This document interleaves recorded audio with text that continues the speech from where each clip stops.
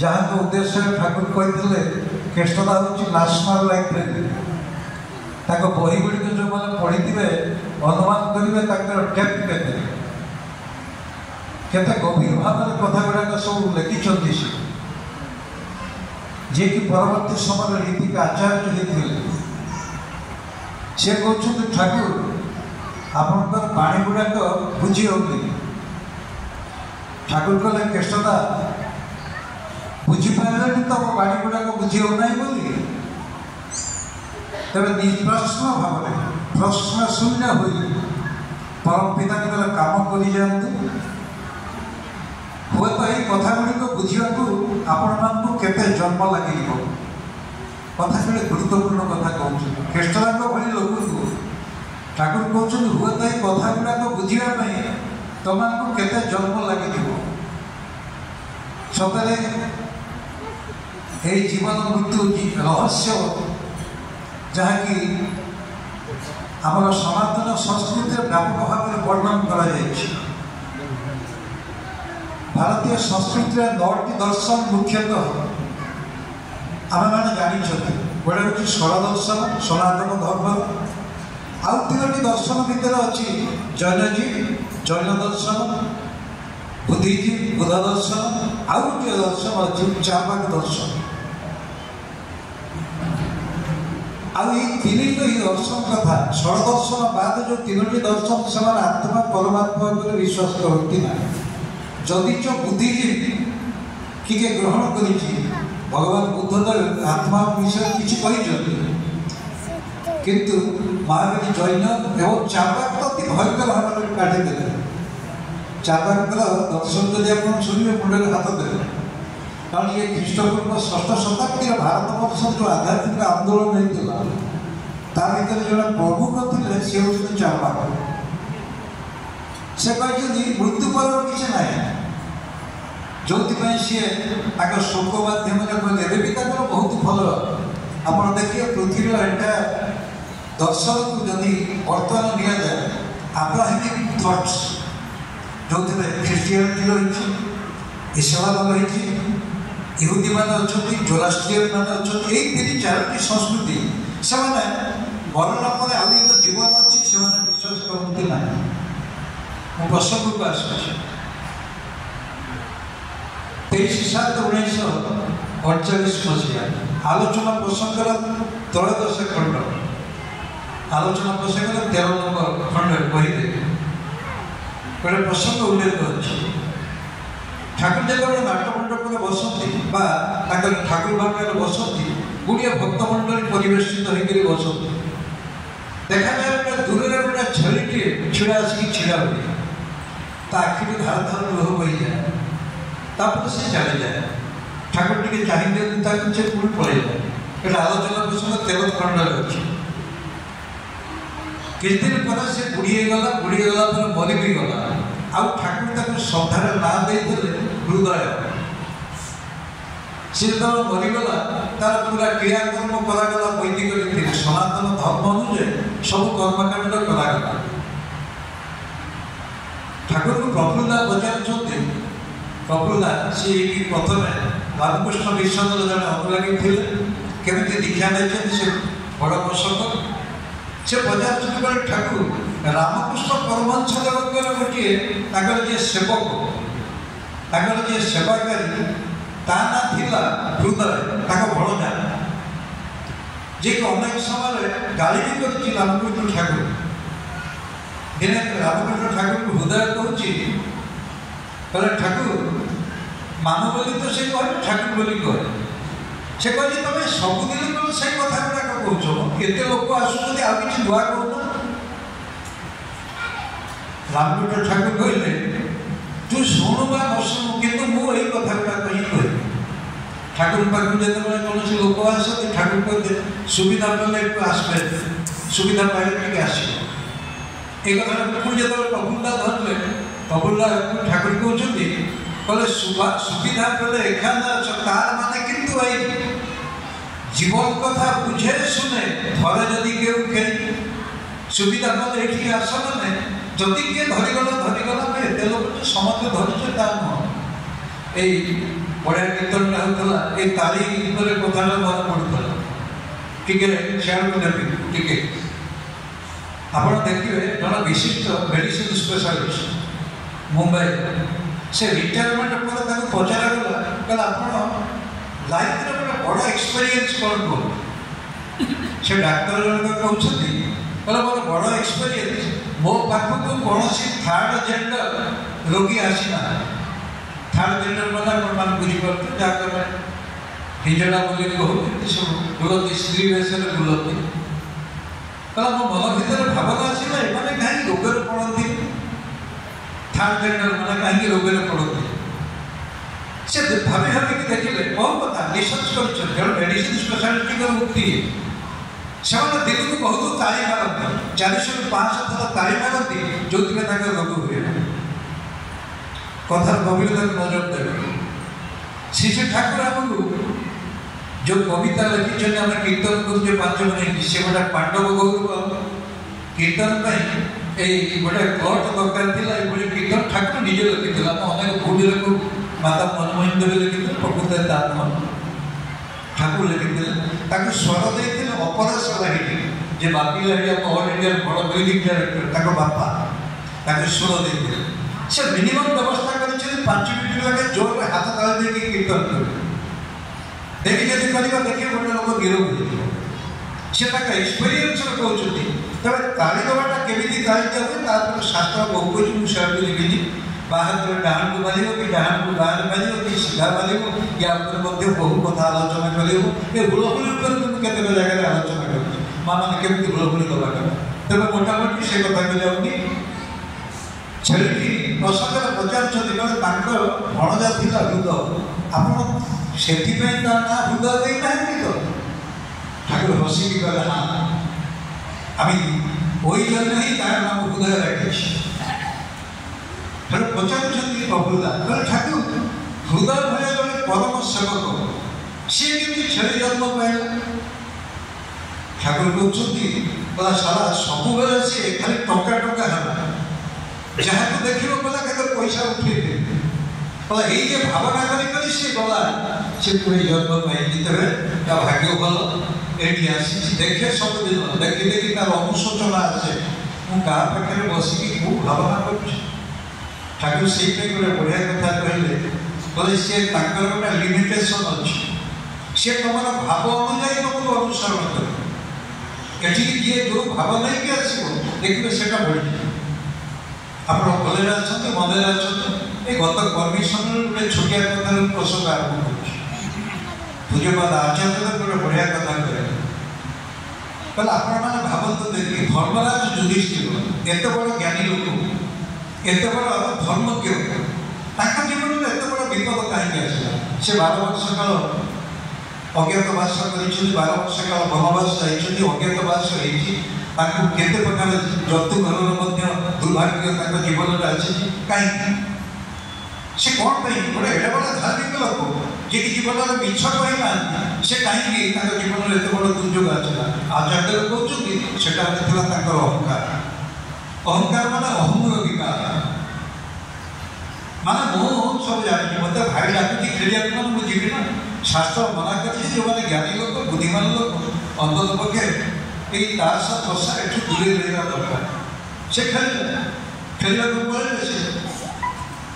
खाली से जो देखुची दुर्योधन तरफ से कहला मो मामू पोषा पके तुम मुंडे बुद्धि अच्छे कहता मो तरफ भगवान श्रीकृष्ण पकेबे बोली अहंकार खाई ये अहंकार बस तो कहले नहीं मुझे खेली सर्वस्व हो तब ये जो विपर्य जीवन में आप पांडव मान कथा शुणी जिते सब सहस्र कड़े जा स्वर्ग को जा कई जापारे धर्मराज युधिष्ठिर जो पश्चिम कर धर्मराज बोला आपको किसी समय नर्क को जावाक ना हाँ मुझे जानी ना कौन जानते ना मुझे कहीं नर्क को जी कारण मुझे जानी ना कौन कारण ना कारण मुझे दिन मिछ कही जो मत नर्क को जावाक पड़े धर्मराज हसीदे जमराज कहला आप भूल बुझी ना माने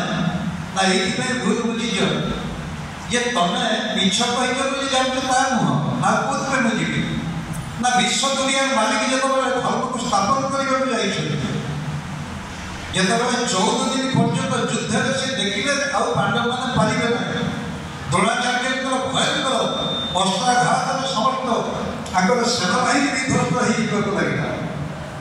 ଭଗବାନ ଶ୍ରୀକୃଷ୍ଣ କହିଲେ ଏଇ ଲୋକଟାକୁ ନ ପାରିଲେ ଯୁଦ୍ଧରେ ତମେ ଜିତିପାରିବ। ତାଙ୍କର ଦୁର୍ବଳତା ହେଉଛି ତାଙ୍କର ପୁଅ ହେଉଛି ଆପଣମାନେ ଜାଣିଛନ୍ତି ଅଶ୍ୱତ୍ଥାମା। ହେଲା କାଲିକି କହିଦେବ ଯଦି ଅଶ୍ୱତ୍ଥାମା ମରିଗଲା ସେ ଧନୁ ଛାଡ଼ିଦେବେ, ଭାଗି ପଡ଼ିଲେ ସେ ତାକୁ ମାରିବାକୁ ସୁବିଧା ହେବ। ଯୁଧିଷ୍ଠିରକୁ ରାତି ସାରା ବୁଝେଇଲେ ଭଗବାନ ଶ୍ରୀକୃଷ୍ଣ, କହିଲେ କାଲି ଟିକେ ମିଛ କହିବ, ରାଜି ହେଲେ ନାଇଁ ମୁଁ ଜୀବନରେ କେବେ ମିଛ କହିନି କେମିତି। ଶେଷକୁ ରାଜି ହେଲେ, କିନ୍ତୁ ସକାଳୁ ଯେତେବେଳେ ଯୁଦ୍ଧ ଆରମ୍ଭ ହେଇଗଲା କହିଲେ ଟିକେ କହିବ ମିଛ, କାରଣ ଭୀମ ସେତେବେଳେ ପାଣ୍ଡବ ପକ୍ଷରେ ବଡ଼ ହାତୀ ତା ନାଁ ଥିଲା ଅଶ୍ୱତ୍ଥାମା, ତାକୁ ମାରିଦେଲା। ଚାରିଆଡ଼େ ଘୋଷଣା ହେଇଗଲା ଅଶ୍ୱତ୍ଥାମା ମରିଗଲା। ଭଗବାନ ଶ୍ରୀକୃଷ୍ଣ କହୁଛନ୍ତି ଧର୍ମରାଜ ଟିକେ ତମ ଗୁରୁ ଆସୁଛନ୍ତି ପଚାରିବାକୁ, ଖାଲି କହିବ ଅଶ୍ୱତ୍ଥାମା ମରିଗଲା। କହିଲା ନାହିଁ କହିବି। ଶେଷରେ କହିଲା ନାହିଁ କହିବି। ଯମରାଜ କହୁଛି ଜାଣିଛ ତମର କ'ଣ ଅପରାଧ ହେଲା? ବିଶ୍ୱ ଦୁନିଆର ମାଲିକ ଯେତେବେଳେ ଯାଇକି କହୁଛନ୍ତି ତମେ ଏଟାକୁ କହିବ, କାରଣ ଇଏ ଥିଲେ ଧର୍ମର ସ୍ଥାପନ ହେବ, ତମେ ତମର ଅହଙ୍କାର ବଶବର୍ତ୍ତୀ ହେଇ ମନା କଲେ ନାହିଁ ମୁଁ କହିବି। ତାମାନେ ଏଇଥିପାଇଁ ତମକୁ ଆଜି ଅଳ୍ପ ବିଯିବାକୁ ପଡ଼ୁଛି। ପ୍ରସଙ୍ଗ ହେଲା ବିଶ୍ୱ ନିୟନ୍ତା ଯେତେବେଳେ ବୋଧେ ରାମକୃଷ୍ଣ ଠାକୁର ଆଉ ଜଣେ ଭକ୍ତ ଦିନ ପଚାରୁଛି, କହିଲା ଆଚ୍ଛା ଠାକୁର ଧର୍ମ ଯଦି ଗ୍ଲାନିଯୁକ୍ତ ହୁଏ, ଧର୍ମ ଯଦି ଗ୍ଲାନିଯୁକ୍ତ ହୁଏ তবে সে ধর্মকে মଣିଷ କାହିଁକି ଗ୍ରହଣ କରିବ? ବଢ଼ିଆ ପ୍ରଶ୍ନ। ଆମେ କହିବୁ ଯେ ଜଦାଇ ଧର୍ମ ସେ ଗ୍ଲାନି ଭବତୁ ଧର୍ମ ତ ଗ୍ଲାନିଯୁକ୍ତ ହେଇଛି, ଲୋକ କାହିଁକି ତାକୁ ଗ୍ରହଣ କରିବେ? ରାମକୃଷ୍ଣ ଠାକୁର କ'ଣ କଲେ, ସେ ଲୋକଟିକି ନେଇ ପଳେଇଲେ ଛାତ ଉପରକୁ। ବଲେ ପଚାରୁଛନ୍ତି କହିଲେ ବର୍ଷା ହେଇଛି ପଡ଼େ ନା? ନା ନାଇଁ ବର୍ଷା ପାଣିକି ପିଇଲେ କିଛି କ୍ଷତି ଅଛି ନା? ନାଇଁ ଏଇଟା ସୁନ୍ଦର ପାଣି। ନାଇଁ ବର୍ଷା ପାଣି ଯଦି ଛାତ ଉପରେ ପଡ଼ି ତଳକୁ ନଳାରେ ଯିବ ସେ ପାଣି ପିଇ ହେବ କି? ନା ଏଇଟା ଦୂଷିତ ହେଇଯିବ। ନା ଠିକ୍ ସେ ଆପଣମାନେ ଦେଖିବେ କଥାର କେତେ ମାର୍ମିକ, କାରଣ ପୁରୁଷୋତ୍ତମଙ୍କର ସାହିତ୍ୟକୁ ବୁଝିବା ପାଇଁ ଭଲ ସୌଭାଗ୍ୟ ହେଇଥିଲା। ମୁଁ ଦେଓଘରର ସାହିତ୍ୟ ସଭାରେ ଆଲୋଚନା କରିକି ଦାଦାଙ୍କର ଆଶୀର୍ବାଦ କଲି। ଯେଉଁ ପ୍ରସଙ୍ଗ ମୁଁ କହିଥିଲି ମୁଁ ସାଇଡ୍ ଠାକୁରଙ୍କର ସାହିତ୍ୟକୁ ବୁଝେଇବା ପାଇଁ 4ଟା ଡିକ୍ସନାରୀ ହେଇଗଲା। ଲାଷ୍ଟ ଡିକ୍ସନାରୀ ହେଉଛି ଏଇ ଶବ୍ଦରତ୍ନ କୋଷ ଯୋଉଟା ଲାଷ୍ଟକୁ ହେଇଛି। ଛୋଟିଆ ଛୋଟିଆ ଶବ୍ଦକୁ କାଳେ ଚମତ୍କାର ଭାବରେ ବର୍ଣ୍ଣନ କରିଛି ପରମ ପୁରୁଷ। ଗୋଟେ ଛୋଟିଆ ଘଟଣାଟେ ବି କହିବି, କାରଣ ପ୍ରସଙ୍ଗ ୟାର ଛାଡ଼ି ଯାଉଛି। ବାଇକ ଯିଏ ସାଧ ଉପରେ କହିବି, ଘର କରଣା ଉପରେ କହିବି, ସମସ୍ତଙ୍କୁ ଲକ୍ଷ୍ୟ କରି ଯାହା ଯେତିକି ଆଲୋଚନା କରାଯାଇପାରେ। ପୁରୁଷୋତ୍ତମ ଯେତେବେଳେ ଆସନ୍ତି ପଚାରିଲେ ତାଙ୍କୁ ବିଟୁପାଣିକ ଭାଇ ଜଣେ ପଚାରୁଛନ୍ତି ଠାକୁରଙ୍କୁ, ଠାକୁର ପୁରୁଷୋତ୍ତମ ଯେତେବେଳେ ଆସନ୍ତି କ'ଣ ହୁଏ? ନା ପ୍ଲାବନ ହୁଏ, ନା ପ୍ଲାବନ ମାନେ ନା ବନ୍ୟା ହୁଏ। ଦୁନିଆର ପ୍ରତ୍ୟେକ କ୍ଷେତ୍ର ପରିପୂରିତ ହେଇଯାଏ। ସାହିତ୍ୟ କୁହନ୍ତୁ, ଦର୍ଶନ କୁହନ୍ତୁ, ପ୍ରତ୍ୟେକ କ୍ଷେତ୍ର ହୁଏ। ପରମିତାଙ୍କର ମାନେ ଯାହାକୁ କହୁଛେ ପାଣି ସମ୍ଭାର, ମାନେ ସେ ସତେଜ କରି ପରିବେଶକୁ ଯୋଉଥିପାଇଁ ବ୍ୟର୍ଥତା କହିଲେ କେତେ କେତେ ଯତ୍ନ ଲାଗିଯିବ ତାଙ୍କ ବାଣୀକି ଠିକଣା କରି ବୁଝିବା ପାଇଁ। ଶିଶୁ ଠାକୁରଙ୍କ ପାଖକୁ ଏମିତି ବହୁ କଥା ଆସିଛି, ସାଧ କଥା ଉଠୁଛି, ଠାକୁରଟା ସୁନ୍ଦର ଭାବରେ ଏଟାକୁ ପରିଭାଷିତ କଲେ। ଆଉ ସେଇ ବାଣୀଟି ହେଉଛି ଶ୍ରଦ୍ଧା ଅବଶ ଆତ୍ମର ସଙ୍ଗେ ବୃଦ୍ଧି ଥରେ କରିଲେ ନା ତୃପ୍ତ ହୋଇ କୃତ ହବ ତାକୁଲେ ତୁଇ ସାଧନା। ସତୀଶ ଗୋସ୍ୱାମୀ ଠାକୁରଙ୍କ ଜଣେ ଅନନ୍ୟ ଭକ୍ତ। ଠାକୁରଙ୍କ ଯୋଉଠି ରୁହନ୍ତି ମାତା ମନମୋହିନୀ ଦେବୀ ଚାଲିଗଲେ 1937, 37 ମସିହା ପୂର୍ବରୁ ଯାଇଛନ୍ତି। 37 ମସିହାରେ ଆପଣଙ୍କର ସଂସ୍ଥାୟୀ ପ୍ରବର୍ତ୍ତନ ହେଲା। 38 ମସିହା ଅକ୍ଟୋବର କନଫରେନ୍ସ ନିଷ୍ପତ୍ତି ପ୍ରବର୍ତ୍ତନ ହେଲା। ଠାକୁର ଏହି ପ୍ରସଙ୍ଗରେ ବି କହିଲେ, ତାହେଲେ ମଣିଷର ଆକାଂକ୍ଷିତ ମଙ୍ଗଳ ତାର ଅଭ୍ୟସ୍ତ ସଂସ୍କାରର ଅନ୍ତରାଳରେ ଅଛି। ମଙ୍ଗଳ ଦୁଇ ପ୍ରକାର ମଣିଷ ପାଏ, ଗୋଟେ ହେଉଛି ପ୍ରଦତ୍ତ ମଙ୍ଗଳ, ଗୋଟେ ହେଉଛି ଆକାଂକ୍ଷିତ ମଙ୍ଗଳ। ପ୍ରଦତ୍ତ ମଙ୍ଗଳ କାହାକୁ କହିବା? ଆମେ ପୂର୍ବ ଜନ୍ମରେ କିଛି ଭଲ ସଂସ୍କାର ଥିଲା, ଯୋଉଥିପାଇଁ ଏଇ ଜନ୍ମରେ ଗୋଟେ ଉଚ୍ଚ କୂଳରେ ଆସିଲେ, ବହୁତ ପାଠ ପଢ଼ିଲେ, ଭଲ ରୋଜଗାର କଲେ, ନିଜେ ଖାଇଲେ ପିଇଲେ, ପିଲା ଛୁଆଙ୍କୁ ଭଲରେ ରଖିଲେ। ଦିନେ ଆପଣଙ୍କର ଅରୁଣ ଗାଙ୍ଗୁଲି ଠାକୁରଙ୍କୁ ପଚାରୁଛନ୍ତି, ଠାକୁର ମୁଁ ଯୁଆଡ଼େ ଯାଉଛି ମୋତେ ଲୋକ ପଚାରୁଛନ୍ତି ଦୀକ୍ଷା ଦେଇକି ତୁ କ'ଣ ପାଇଲୁ? ମୁଁ କ'ଣ ଉତ୍ତର ଦେବି? ठाकुर कहले सुन तीनटा जिनिस पाइछि से चाहिए कौन तीनटा जिनिस ना बाड़ी गाड़ी आर नारी ये तीनटा जिनिस प्राप्त है जो बाबा जीवन ये बुझी पारनती कौन बाड़ी गाड़ी नारी ठाकुर कहले कौन बाड़ी पाइले कौन हो आमे टिके भले कारण सेतिकी नुह तो परिवार को नहीं करी तू भले सुखे शांति रही ताले बाड़ी पाइछि माने तो स्थिति ठीक अछि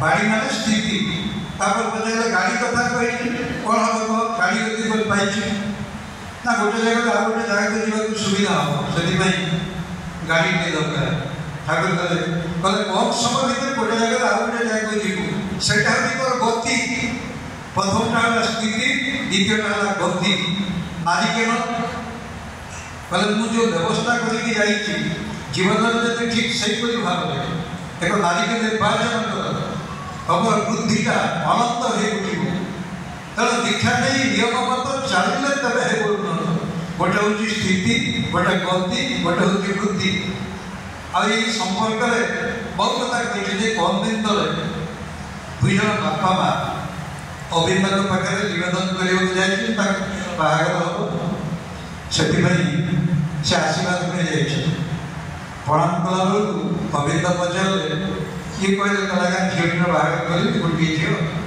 आप आशीर्वाद कर अभिनंदन कहले से झील तो बाहर सारी दी जन आश्चर्य ना मो झील सी बाहर सारी कहले से झील आगे ढोका सागे पचार कहले तू बोलছি ना क्या तुझे বিয়ে করেছিস कॉलेज समय तू बोलছি ना क्या झीलटी डरिकी कहती कहला आज्ञा बाबा माँ काल तो खराब कही पार बाहर सारी बड़ विपद जहाँ तो रक्षा पाई देख झील को कहले बापा माँ कहले जीवु बाहर कर दो तू जीवु बाहर ठीक कर दो सांघातिक विपद आसता जीवन एगुड़िक मनीष समर्पण स्मृति 2018 मसीह बोध मुझे देवघर थाए दिन था सकाल सकाल प्रार्थना सारिकी आचार्य आसुच्च से नाम लगाई से आश्चर्य पचास 50 चुरी जो शिशु कानन है शिशु कानन गुड़िए छोटे छोटे छुआ कर छोटे छोटे छुआ भर गोटे पिला बड़ पेटे डाकी बाबा बाबा बड़ पेटे ठीक शुणुना लाज लगे आमको किए डाकी लाज लगे लोक को हठात आश्चर्य लगे पची को बुली पड़ी कहते कले का छे का पिला का जड़े का लगे हमारे छे ना सुनछे ना क्या तो शुणु कहीं आत्मार साथ आछे तो ताई दादा जहाँ कहले ये परिवार जीवन की छोटे छोटे शिक्षणीय प्रश्न दादा कहते कहले शुण आज तो पिला छोट हो ते डाकुची तू शुणु काली तू बुढ़ा तू डाकिबे से शुणी मन ये भूल विभ्रांति गुड़िक आम जीवन में आसे आम परिवार माने परिगृह विश्व परिवार जो परस्पर परस्पर को भरण करते कहते परिवार आई प्रसंग ठाकुर तो अनंत कथा अच्छे जो प्रसंग गुड़िक हुए तो यही स्वल्प समय भर व्यक्त करा कारण पुरुषोत्तम दर्शन हूँ अभिय दर्शन आम जीवन को सुंदर करने से जहाँ जहाँ जीवन को देखिए आप जाने ठाकुर अनुकूल चंद्र माटी भी भात खाई माता मनमोहन देवी जो हिमायतपुर थे जनक हिड़ देकी से चलिकी जाती पद्मा को गाधे गाधे जाती दिने से जो बिलर मालिक कला कहे से ठाकुर के देखिए जानना 20-22 वर्ष बयस धीरे धीरे पार्षद मैंने जानते से कले बाट तू जीवनी ना मत गल टे सुविधा हुए तो अल्प बाट पड़े ना ना मो बाट से बुलिकी माता मनमोहन देवी ये कथा ठाकुर शुणिले से खाइबा को दौरान ठाकुर को चिंता माँ मत थाड़ी खाइबा को दौनी ना क्या ना तू मत ये माटी पर खाइबा को दौ कल मु तो पुओ होगी जदि मो माँ पाद तले माटी खंडे दे पारि ମୋର କ୍ଷମତା ନାହିଁ ମୁଁ ଥାଳିରେ ଭାତ ଖାଇବି। ତଳ ଲିପି ଦିଆଗଲା, ସେଇଠି ଭାତ ତରକାରୀ ଦିଆଯାଏ, ଠାକୁର ଖାଆନ୍ତି। କିଛି ଦିନ ଭିତରେ ସେ ଜାଗାକୁ କିଣିଛନ୍ତି। କିଣି ସାରିଲା ପରେ ସେ ଯେଉଁ ଲୋକ ଜମିଦାର ଭଳି ଯେଉଁ ଲୋକ ତାଙ୍କ ପାଖରେ ଯାଇକି ହାତ ଯୋଡ଼ିକି କରୁଛନ୍ତି, ଆଜ୍ଞା ଆପଣଙ୍କୁ ମୁଁ ସତ ପ୍ରଣାମ କରୁଛି। ସେ ଲୋକ ଜମି କଲା ତା ମାଆକୁ ମୁଁ ଅପମାନିତ କରୁଛି। ଠାକୁର କହୁଛନ୍ତି ଆପଣ ଯଦି ଜାଗା ଟିକେ ନ ଦେଇଥାନ୍ତେ ତାହେଲେ ମୋ ମାଆର ପାଦ ତଳେ ଜାଗାଟା ଟିକେ ଦେଇଥାନ୍ତେ। ଇଏ ହେଉଛନ୍ତି ଠାକୁର କରୁଛନ୍ତି। ପରିବାର ଜୀବନର ବହୁ କିଛି ବିଗତ ପ୍ରକାରର ମାନେ ଆଲୋଚନା ପରିସରଭୁକ୍ତ କରିପାରୁ, କାରଣ ଠାକୁର ଅନୁକୂଳ ଚନ୍ଦ୍ର ଖାଲି କହିଛନ୍ତି ଏତିକି ନଦୀରେ ଜ୍ୟୋତି ଆଶ୍ରମର ବାରଣ୍ଡାରେ ବସିଛନ୍ତି। ଜ୍ୟୋତି ଆଶ୍ରମର ବାରଣ୍ଡାରେ ବସିଛନ୍ତି, ହଠାତ୍ କରି ପଚାରୁ କଲେ କିଏ ଯିବ ବୈକୁଣ୍ଠକୁ, କିଏ ଯିବ? ବିଶ୍ୱ ଦୁନିଆର ମାଲିକ ଯେତେବେଳେ ଆହ୍ୱାନ ଦେଉଛନ୍ତି ବୈକୁଣ୍ଠକୁ ସିଧା ନେବା ପାଇଁ, କିଏ ବା ନାହିଁ କରିବ? ସମସ୍ତେ କହିଲେ ଆଜ୍ଞା ଆମେ ଯିବୁ। ଆମ ଭଳି ଲୋକଙ୍କୁ ଯଦି କିଏ କହିବ ଯିବା ପାଇଁ, କିଏ ମନା କରିବ? ଠାକୁର ପଚାରୁଛନ୍ତି, କହିଲେ ଆମେ କିଏ? ମୁଁ କିଏ? ନା আপনি গুরুদেব। না ମୋ ଘରକୁ, ମୁଁ ଯଦି କାଲି ତମ ଘରକୁ ଯିବି କ'ଣ କରିବି? କେମିତି ମୋତେ କେମିତି ତମେ ଟ୍ରିଟମେଣ୍ଟ କରିବ? କହୁଛନ୍ତି କହିଲେ ଆଜ୍ଞା ଆପଣ ଯିବେ ଘରକୁ, ଗୁରୁଦେବ ଯାଉଛନ୍ତି, ଟ୍ରିଟମେଣ୍ଟ କଥା ପଚାରୁଛନ୍ତି। କହିଲେ ଭଗବାନଙ୍କୁ ଯେମିତି ଦେଖାଯାଏ ସେହିପରି ଭାବରେ। ନା ମୋ ବଡ଼ ପୁଅ ଯଦି ଯିବ, ନା ଗୁରୁପୁତ୍ର ଗୁରୁପତ ନାହିଁ ତାଙ୍କୁ ମଧ୍ୟ ସେହିପରି ଟ୍ରିଟମେଣ୍ଟ। ନା ମୋ ଝିଅ ସାଧନା ଯଦି ଯାଏ, ନା ଗୁରୁ ପରିବାର ଯିଏ ଆସନ୍ତୁ ସମସ୍ତଙ୍କୁ ସମ ପରିମାଣରେ ସମଭାବରେ ମାନେ ବ୍ୟବସ୍ଥା କରିବେ। ଠାକୁର କହୁଛନ୍ତି ବା ମୁଁ ତ ସ୍ଥାୟୀ ଚାହେଁ, ତୁ ଯଦି ତୋ ସ୍ତ୍ରୀକି ମୋର ଝିଅ ବୋଲି ଭାବି ନେବୁ, ତୋ ସ୍ତ୍ରୀକି ମୋ ଝିଅ ବୋଲି ଭାବି ନେବୁ, ତୋ ଘରେ ଅମାନତ ହେଇକି ଅଛି, ତାହେଲେ ବୈକୁଣ୍ଠ ତ ହାତ ମାର। এই হচ্ছে ঠাকুরଙ୍କର এই পরিবার সম্পর্কিত এই গোটি গোটে দৃষ্টান্ত নিজ জীবনের সে দেখেছেন। আপনারা শুনছেন গোটি শেষ কথাকে ମୁଁ ପ୍ରସଙ୍ଗ ସାରିବି। 1945 ମସିହା ଦ୍ୱିତୀୟ ବିଶ୍ୱଯୁଦ୍ଧର ସମାପ୍ତି ହେବାକୁ ଯାଉଛି। କାରଣ ଅଗଷ୍ଟ 15 ଏଇଥିପାଇଁ ଆମକୁ ସ୍ୱାଧୀନତା ଦେଇଥିଲା। ଅଗଷ୍ଟ 15ରେ ଜାପାନ ସହିତ ସେ ସରେଣ୍ଡର କରିଦେଲେ ବ୍ରିଟିଶ ବାହିନୀ ସହିତ। ତେଣୁ ଆମକୁ ଠିକଣା କରି ଅଗଷ୍ଟ 15 ରଖିଥିଲେ। ଏଇଟା ହେଉଛି ତାଙ୍କର ବିଜୟ ଦିବସ। ଆମର ତ ହେଉଛି କ'ଣ ଟ୍ରାନ୍ସଫର ଅଫ୍ ପାୱାର, ମୁଁ ସ୍ୱାଧୀନତା କହିବି। ସେଦିନ ଠାକୁରଙ୍କ ପାଖକୁ ତ ଏମିତି ବହୁ ସମୟରେ ବହୁ ଲୋକ ଆସନ୍ତି, ମାନେ ଆସିଛନ୍ତି ଏଡୱାର୍ଡ ଜୋସେଫ୍ ସ୍ପେନ୍ସର। ତାଙ୍କୁ ଜାଣିଛନ୍ତି ଆପଣ ସ୍ପେନ୍ସର ବୋଲି? ସେ ଜ୍ୟୋତିର୍ଲ ଘୋଷ ଜ୍ୟୋତିର୍ଲ ଡାକର ମାଧ୍ୟମରେ ସେ ଆସିଛନ୍ତି ଠାକୁରଙ୍କ ଦର୍ଶନ କରିବା ପାଇଁ। ଠାକୁର ପାଖରେ ରହିଗଲେ ତାଙ୍କ ମନ ଭିତରେ ପ୍ରଶ୍ନ, ମୁଁ ତ ଜେସସ୍ ଖ୍ରାଇଷ୍ଟକୁ ଭଲ ପାଉଛି, ଏଠିକି ମୁଁ କାହିଁକି ଆସିବି? ଏଇ ଇଣ୍ଡିଆର ସାଧୁକୁ ଧରିଲେ ମୋର କ'ଣ ହବ? ଆଉ ଠାକୁର ହଠାତ୍ କରି କହିବ ଯେ କହିଲେ ସ୍ପେନ୍ସ, ତାଙ୍କୁ ସ୍ପେନ୍ସ ବୋଲି ଡାକଲେ, ଠାକୁରକୁ ସେ ଟପ୍ ବୋଲି ଡାକଲେ। ଏ ଦୁଇ ଜଣଙ୍କର କନଭରସେସନ୍ ତାଙ୍କୁ ଟପ୍ କରନ୍ତି, ସେ ତାକୁ ସ୍ପେନ୍ସ ବୋଲି କହିଲେ। କହିଲେ I will make you closer to Jesus Christ. ତାଙ୍କ ହଠାତ୍ କରି ଚମକି ପଡ଼ିଲେ, କହିଲେ କ'ଣ ଠାକୁର ମୋତେ କହୁଛନ୍ତି I will make you closer to Jesus Christ? ମୁଁ ଜେସସ୍ କ୍ରାଇଷ୍ଟଙ୍କ ପାଖକୁ ନେଇଯିବା ପାଇଁ ମୁଁ କ୍ଲୋଜର୍ କରିଦେଲି। ସେ ବହୁ ଘଟଣା ହେଇଛି, ସେ ରହିଲେ ସେଠି। ଦିନେ କହିଲେ ଆଜ୍ଞା ମୁଁ ଆମେରିକା ଯିବି। ଠାକୁର ତାକୁ କହୁଛନ୍ତି, କହିଲେ ସ୍ପେନ୍ସ ତୁ ଯିବୁ ଯେ ସେଠି PhD କରିବୁ, ହାର୍ଭାର୍ଡ ୟୁନିଭର୍ସିଟିରେ ରେଜିଷ୍ଟ୍ରେସନ କରି PhD କରିବୁ। କହିଲେ ଦେଖ ଆଉ ଗୋଟେ ଘଟଣା ଘଟିବ। ନା କ'ଣ? ନା ଦୁଇ ଜଣ ଭାଇ ଭଉଣୀ ତାଙ୍କ ସହିତ ତୋର ସମ୍ପର୍କ ହେବ, ସେ ଝିଅ ସହିତ ତୋର ଘନିଷ୍ଠତା ବଢ଼ିବ। ଆଉ ଘନିଷ୍ଠତା ବଢ଼ିବା ମୂଳରେ ଗୋଟେ କୁକୁର କାମ କରିବ। ତୁ ବାହା ହେବୁ ଯେ କିନ୍ତୁ ତା ସହିତ ସ୍ୱାମୀ ସ୍ତ୍ରୀର କିଛି ସମ୍ପର୍କ ରଖିବୁ ନାହିଁ। ଏତେ ଗୁଡ଼ିଏ କଥା ଠାକୁର କହିଦେଉଛନ୍ତି ଯେତେବେଳେ, ତେଣୁ ସିଏ କ'ଣ କଲେ ପଳେଇଲେ ଆମେରିକା ପଳେଇଲେ। ଆମେରିକା ପଳେଇଲେ ଯାଇକି ହାର୍ଭାର୍ଡ ୟୁନିଭର୍ସିଟି ହଷ୍ଟେଲରେ ରହିଲେ। ତଳ ମହଲାରେ ଦିନେ ରାତି 9ଟା ବେଳକୁ ଗୋଟେ ଝିଅ ଗୋଟେ କୁକୁରକୁ ଧରିକି ଆସେ। ତାଙ୍କୁ କହୁଛି କହିଲେ କହୁଛନ୍ତି କହିଲେ ମିଷ୍ଟର ସ୍ପେନ୍ସ ଏ କୁକୁରଟା ଛୁଆ ଜନ୍ମ କରିବ। ମୁଁ ଉପର ମହଲାରେ ଅଛି, ମୋତେ ହଷ୍ଟେଲରୁ ବାହାର କରିଦେବେ ଆପଣ ଭାଇ ଭଉଣୀ। ଆପଣ ଦୟାକରି ତାକୁ ଟିକେ ଆଗମନ କର। ଆପଣଙ୍କ ଗୋଟେ ଶିଖିଲି ତାକୁ ଟିକେ ଗୋଟେ ଚଳେଇ ଦିଅନ୍ତୁ। ଯାଇକି ସେ କୁକୁର ରହିଲା। କୁକୁର ରହିଲା ପରେ ସବୁଦିନ ସେ ଝିଅଟି ଦେଖିବାକୁ ଆସେ। ତାଙ୍କ ଭିତରେ ସମ୍ପର୍କ ଗଢ଼ି ଉଠିବ। ସେ ବାହା ବି ହେଲେ। ବାହା କିଛି ଦିନ ପରେ ସେ ଦେଓଘର ଆସିଛି। ଦିନେ ସେ ଝିଅଙ୍କ ନାଁ ହେଉଛି ଆଡ଼ମିନା।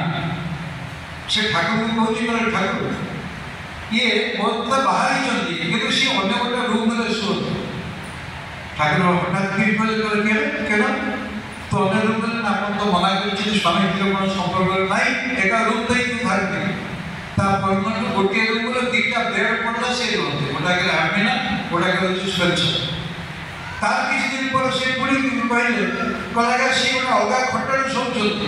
ঠাকুর বলে এই ভোগল তোর সমুদ্র কি ত্যাগ হি ত্যাগ, তুই স্বামীটি গোটিয়ে খটার হলে কিন্তু অনেক সম্পর্ক কি বলে বিরাট পরীক্ষা করে পকেটের থাকে গোটিয়ে খটেলে দুজন টাকা শোন। তারা জানি 6 দিন পরে সে আর সবাই পারলেন না আসবে না। ঠাকুর কাছে বলবে ঠাকুর আমার ওইবারে দিয়েছে যাচ্ছি, ওইকে বলে যাচ্ছে পরবর্তীটা জানিস না শেষত দাঁড়ি করে কি করবি গিরিপাত করবো ভাই পঁচাত্তর করে ঠাকুর তাকে পয়সা তো দিল বলে আপনাকে সই পূর্ণ আনতে।